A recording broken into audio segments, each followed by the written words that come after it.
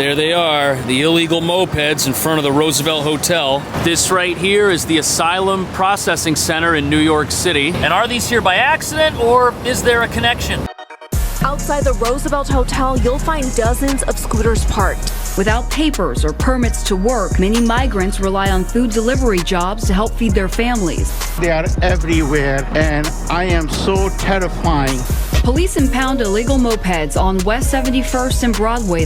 At the Starbucks and McDonald's corner, it's like a big issue.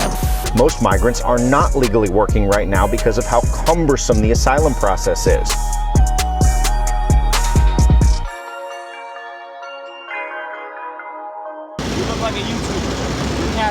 What's up, man? There's a lot of people riding these things illegally, right? Yeah. Is that because they don't have a plate? Is that how it works? Yeah. Yeah? That's what I'm doing my story on today. Oh, you don't have a plate either? Yeah, there's definitely a connection. And once you learn what it is, you're gonna have a whole lot of questions. Do you know how long these mopeds have been here? I think from this place open. Ever since it opened? Did they show up like right after it opened, or did it take like a few days? I don't remember, but I know that it's so quick. Yeah? Okay. Thank you. It's no secret many migrants are working as food delivery workers. That's right, but because they're not legally authorized to work in the U.S. yet, they have to go through some extra hurdles to be able to do that. So these bikes in front of the hotel are being used by asylum seekers so that they can work. But why is it so many of them don't have license plates? And how do you get one if you just got here? How does that happen? How does it all work? Jesus and Friendme are from Venezuela and arrived with their children 2 months ago. The two are renting out scooters from friends to deliver food. Friendme says he pays about $300 a week to rent out a scooter. $300 a week. That's $1,200 a month. So that explains why the bikes are there. It's a business to rent one out to someone who doesn't have one. But how do you sign up as a delivery driver and get paid if you can't work? All these delivery things are app-based. You have to put in a valid social security number or it won't even let you sign up. There's an answer to that, but to understand why this is all happening in the first place, it's important to know that it takes about 6 months, according to Google, to get valid work authorization, and that might even be taking longer now since so many people are applying all at once. They tell me they pay an additional $140 every 2 weeks to borrow a friend's Uber Eats food delivery account and be able to make a living. Again, there's no way to sign up with a company like Uber Eats or Grubhub or Seamless if you don't have valid work authorization from the federal government. You need a bank account, you need a valid ID, and a valid SSN, all stuff that most people who just got here don't have and won't have for a long time. And this has essentially allowed an underground market where digital identities are rented to flourish right here in the middle of Manhattan, New York City. And this secret digital identity market, it puts people who need to access it in a tough spot because they're not the ones getting paid for the work they do. Somebody else is, not them. And a situation like that opens the door to possible foul play, especially when you find out what the difference is between the purchase price of one of these and what they're being rented out for.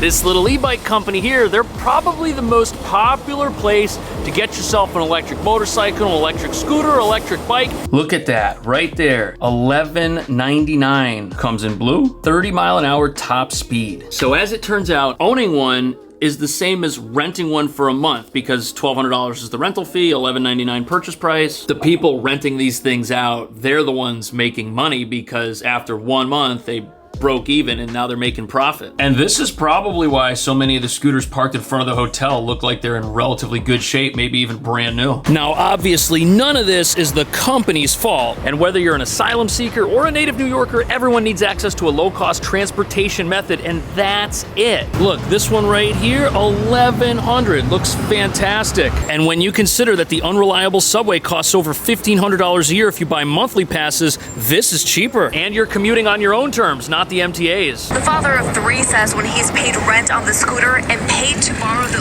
Uber delivery account, he takes home about $500 a week. Now, if the gentleman in the video is making $500 a week, after a month, he'd be able to buy his own scooter, but he'd still be in a position where he needs to pay for access to somebody else's account in order to use it. So part of the system goes away, the scooter rental, but the other part, the digital identity component, that stays with him the entire time until he gets his own work authorization. And that makes it very difficult to climb an economic ladder if you're always kind of stuck. And the situation is far from ideal. Jesus tells me one of his scooters was recently confiscated by police since it was not registered. Now, according to the state of New York, these are all considered limited use motorcycles. And since all these bikes have a 30-mile-an-hour top speed, you have to register it, you need to have the headlight on at all times, you need to wear protective equipment, and look at that, you need insurance. Now, there's nothing illegal about owning one of these scooters, it's just that if you want to operate it on a public road, there's certain rules that you have to abide by, and that seems to be where there's a problem. And that's where the issue is. If you're riding one of these things and you injure somebody and you don't have any insurance, you both could be in a world of hurt financially because nothing is going to be covered. You might even get sued. But confiscating these is not easy. They weigh over 100 pounds, and if you're a police officer and you confiscate that one, there's two more on the other side of it. What are you gonna do? Now you have to stand there holding on to it until some truck comes to tow it away. This is like 700 pounds of metal right here. Good luck. Having a plate on one of these makes it basically impossible to rent out. New York City's got red light cameras, stoplight cameras. If you do something on one of these bikes and it's not yours, the owner is gonna face repercussions for that. Possible speeding tickets, fines, prosecution if there's some sort of accident or something, God forbid. But that's likely the reason why an unregistered bike is the only one that you could rent out to somebody else. Here they are everywhere, and I am so terrifying that one day I'm gonna get hurt. So we've got a situation where these things are pretty much everywhere. They were everywhere in New York City before this crisis even unfolded. And every couple of months you'd hear about a police crackdown, but it's definitely not a regular thing. You see them all the time, very common.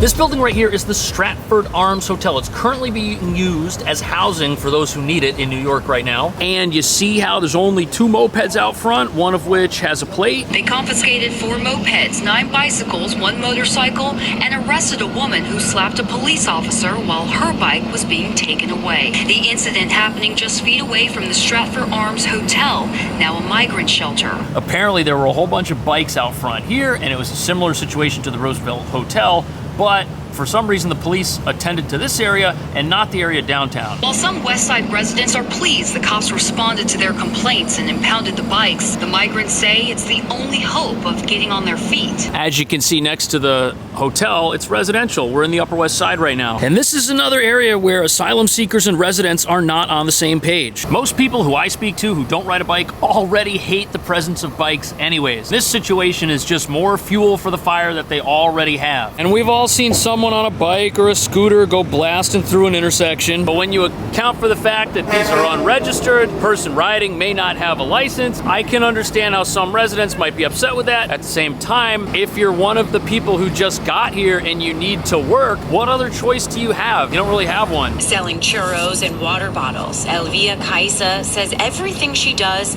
is for her 2 sons. I can make $100 or sometimes $120 a day. She came here from Ecuador 3 months ago, making the journey like so many other recently arrived migrants. It's hard to hear a story like that, regardless of what you believe, and not feel bad for that specific person and for their family. This is not a good situation for anybody. On a hot Friday, she sells as much as she can before the daily afternoon police sweeps. And interestingly enough, New York City is experiencing a hiring crisis just as they have a shortage of work authorization for the people that are here now and need it. You have a lot of job openings and you have very few people to fill them. One of the restaurants in the article claimed to have scheduled interviews with 60 plus people and only 2 actually showed up for the interview in person. And at the exact same time, we've got people who are able-bodied, healthy, and willing to work, but just can't do it yet, living in a hotel right down the street from these restaurants. And the question that needs to be answered is what, if anything, is being done about this?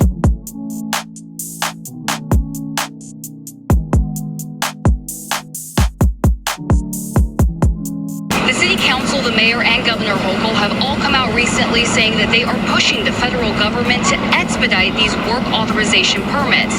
The mayor says there are thousands of jobs in this city waiting to be filled. Okay, now at the end of the day, work authorization in America, it's not up to New York City, it's not up to the mayor, the governor of the state even, it's something that happens with the federal government. The Biden administration says it's working with the city and state this month to streamline the process for eligible migrants to get jobs. And if it's gonna take 8 months to get work authorization, everybody who's here now in September or might be waiting until February or March to get started. And in the meantime, you're entirely reliant upon government help to get by. And according to the New York Post, the new Randall's Island Mega Center is costing $10,000 a month for every single person at the center. That's insane. That's like a $5,000 apartment and $5,000 of spending money every single month if they were to just write checks. But it just shows you just how expensive it is. And what's crazy is with all of these apps on your smartphone, you don't even need to speak the language of the country you're in to immediately be employable. The phone speaks your language. All the delivery instructions are in your language. You can text people you don't know